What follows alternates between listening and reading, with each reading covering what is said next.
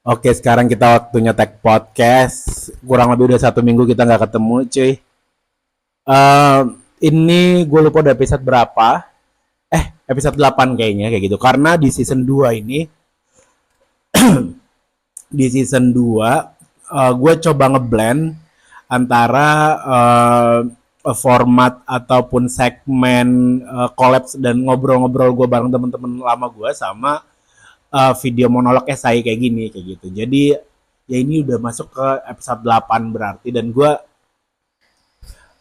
masih nggak nyangka udah bisa sampai di titik episode 8 ini karena di season 1 gue ngabisin 6 episode itu aja di dalam durasi sekitar setengah tahun atau setahun malah kayak gitu. Tapi ini dalam jangka waktu 3 bulan di season 2 gue udah dapat 8 episode sampai hari ini, tapi itu blend gitu ya antara yang monolog sama yang featuring kayak gitu.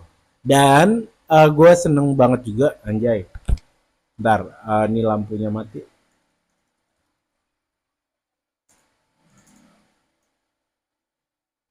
Kok jadi mati ya? Nah, sorry cuy. Jadi gue beli semacam ring light gitu. Anjir, udah masuk di fase perkontenan gitu. Jadi lu perlu lighting yang oke juga. Itu kalau misalkan ya mau nggak mau visual itu jadi penting di era sekarang kayak gitu. Ketika lu tag podcast sekalipun, yang mana lu cuma dari sisi visual yang lihat ke lu aja gitu, nggak sinematik dan sebagainya, tapi visualnya penting kayak gitu. Nah, ini di episode 8 nanti gue pengen masukin format monolog visual gue kayak gitu. Ya kayak gitulah kurang lebih buat awalan. Kita udah nggak ketemu lumayan lama, ya seminggu sih. Nah, pokoknya gue pengen konsisten kayak gitu di episode di season 2 ini dan seterusnya kayak gitu karena seru cuy lu ngomong sendiri kayak gitu, terus lu sharing apapun yang lalu disukain dan sebagainya tuh enak aja. Enak dalam hal apa, kadangkala ketika lu sibuk di dalam rutinitas lu sendiri kayak gitu, entah itu bekerja, entah itu yang lagi kuliah, terus entah itu lu lagi misalkan punya side project tertentu kayak gitu, habis itu lu ekspresin yang ada di dalam pikiran lu itu jadi seru kayak gitu. Nah, kalau dulu kan orang ekspresi sesuatu, ngomongnya belibet tuh. Orang ekspresin sesuatu itu ya karena format ataupun toolsnya masih dikit ya nulis aja mengelukis kayak gitu kan. Tapi sayangnya kan nggak semua orang bisa ngelukis kayak gitu. Nggak semua orang bisa nulis yang mana pada akhirnya bisa jadi the underprivileged class yang sesungguhnya punya banyak keresahan, kemudian punya isu, kemudian punya problematika, nggak bisa mencurahkan apa yang ada di dalam pikirannya kayak gitu. Mereka cuma bisa pada era itu ya, kita ngomong misalkan kita flashback ke era 70 60-an, makanya penulis ya dikit gitu kan. Makanya pelukis ya dikit karena orang yang bisa afford itu medium gitu, nggak semua orang itu basicnya sama kayak season lagi episode gue sebelumnya yang ngomongin ya apakah scribble habis itu ocehan itu adalah sebuah karya kayak gitu kan. Kayak sekarang ini ya pada akhirnya karya kayak gitu karena udah ada mediumnya yang ngebantu lo kayak gitu.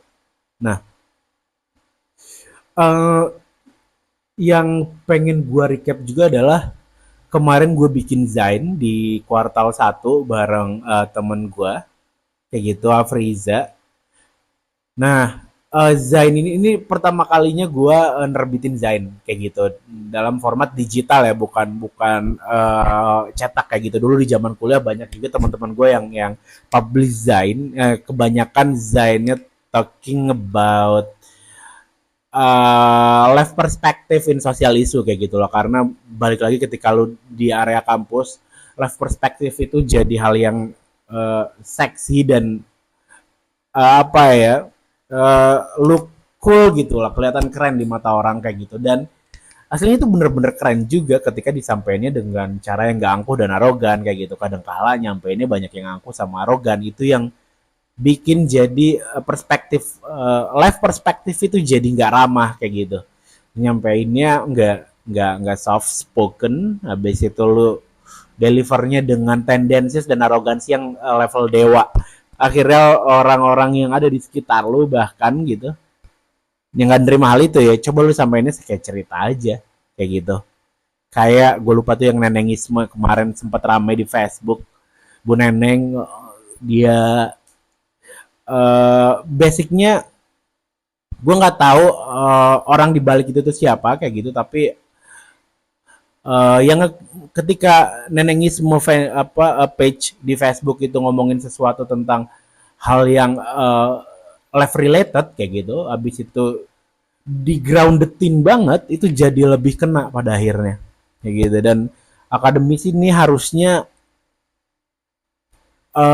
grounded logiknya itu bukan sekedar ketika mereka turun lapangan lagi riset, yang mana itu jelas perlu kayak gitu kan, tapi logic groundednya itu harus dikedepankan ketika mereka lagi nyampein sesuatu ke muridnya. Tapi kalau di kelas sih tetap perlu akademik logik kayak gitu kan ya. Tapi ketika mereka ada dalam lingkungan masyarakat, ada di RT-nya, kemudian ada di RW-nya lagi rapat apa lagi rapat jadwal piket sampah gitu-gitu tuh harusnya disampaikan juga dengan lebih grounded, enggak dengan akademik gitu side ya.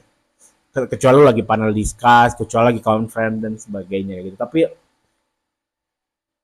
gue nggak tahu Indonesia scene akademik scene tuh bakalan kayak gimana ke depannya dengan banyak banget bukan tutun ya, stress level gitu, tekanan tingkat tinggi yang bikin akademisinya itu kayaknya kalau gue lihat-lihat di sosial media kayak gitu di sekitar gue kayak makin pesimis kayak gitu. Padahal ini gerbong paling depan ya, lu kayak gimana tinggal di satu negara yang korup kayak gitu. Habis itu incompetence levelnya itu tingkat dewa.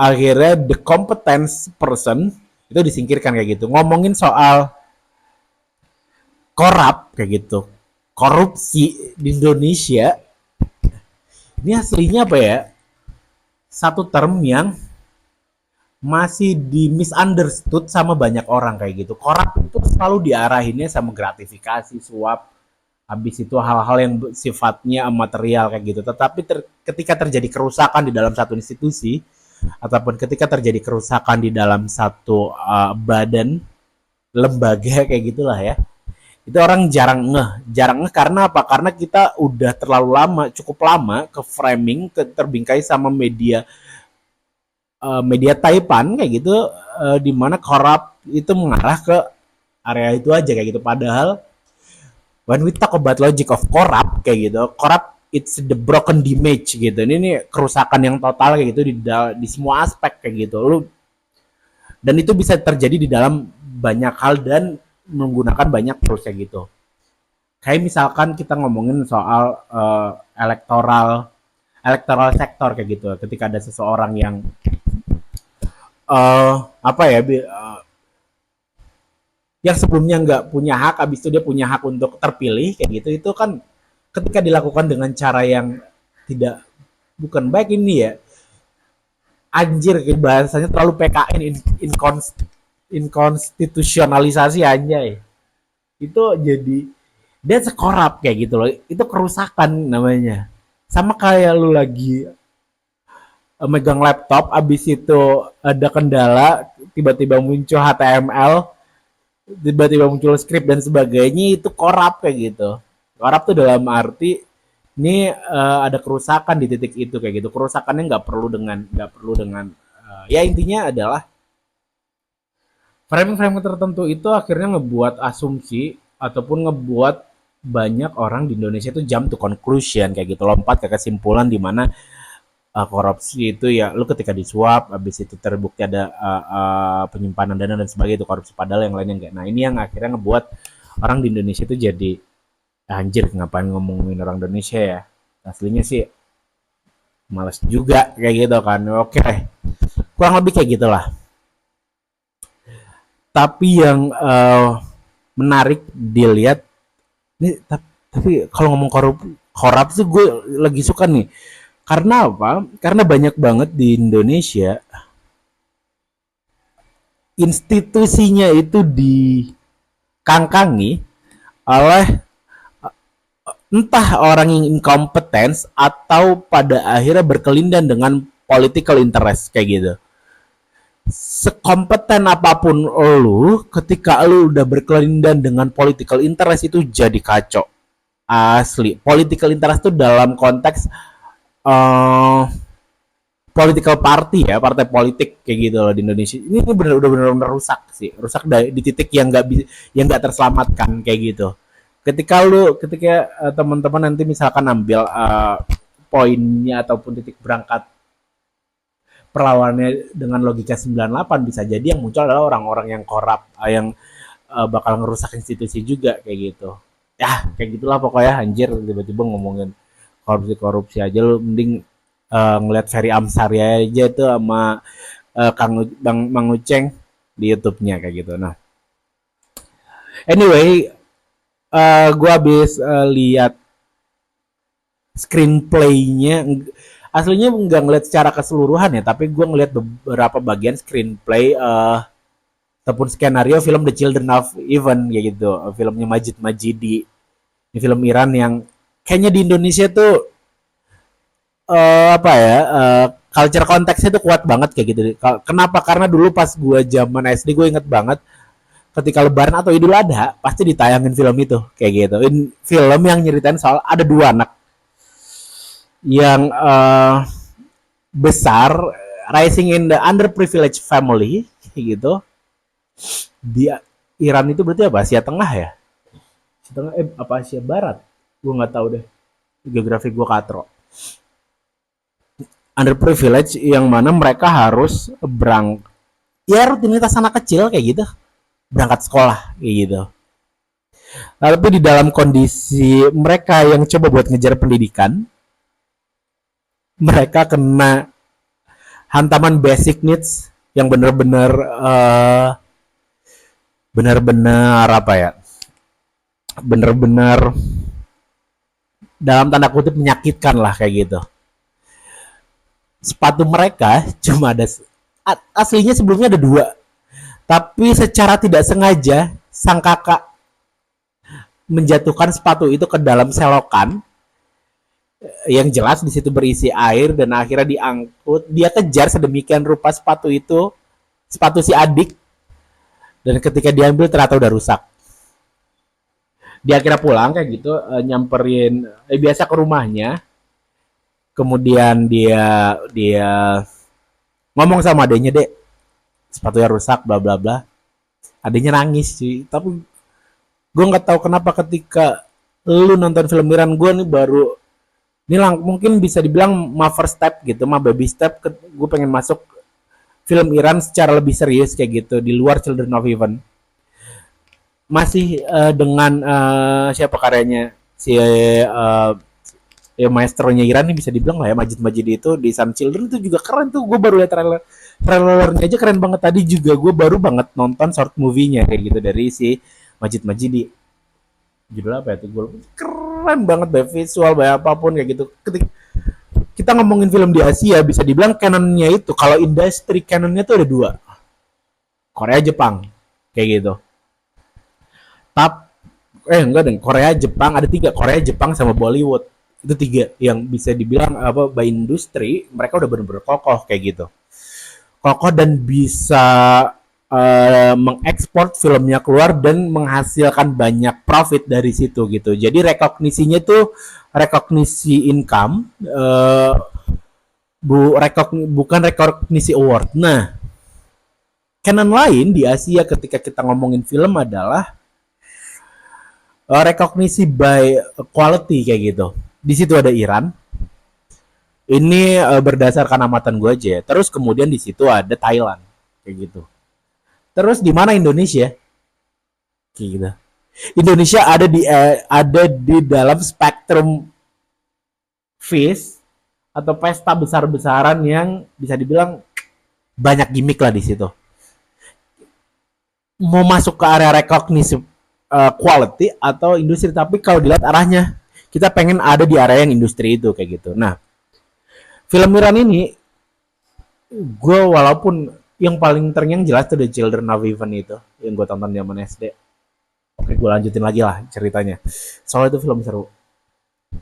Si kakak akhirnya dan adik karena punya karena adiknya tadi sepatu yang tadi itu basah dan gak bisa dipakai lagi jatuh di selokan, akhirnya mereka harus sharing the shoes gitu, mereka harus berbagi sepatu untuk berangkat sekolah. Untungnya jadwal sekolahnya itu beda, si adik itu ada di pagi hari dan kakak ada di siang hari. Gua lupa spesifiknya kayak gimana.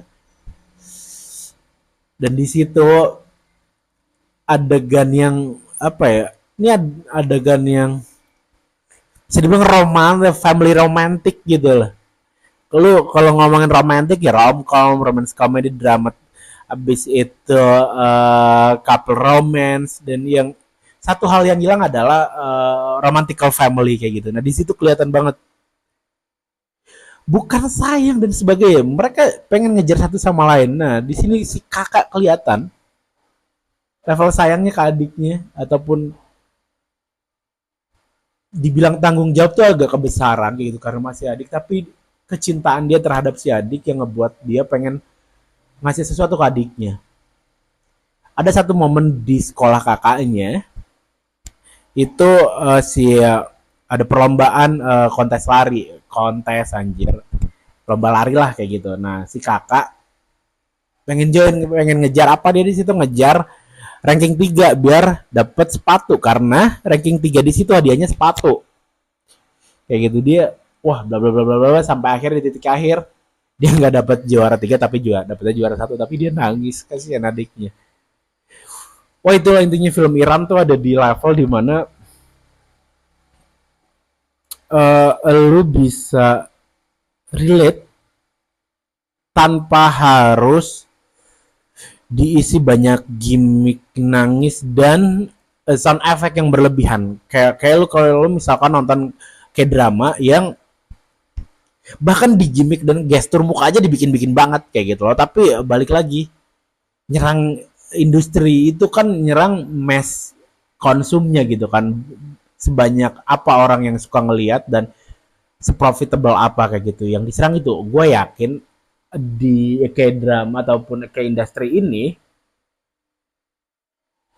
top target audiensesnya kalau ketika di list down jadi 3 besar Indonesia, Asia Tenggara jelas gitu, tapi ngomongin Asia Tenggara, Canonnya nomor 1 di Indonesia tuh gue yakin.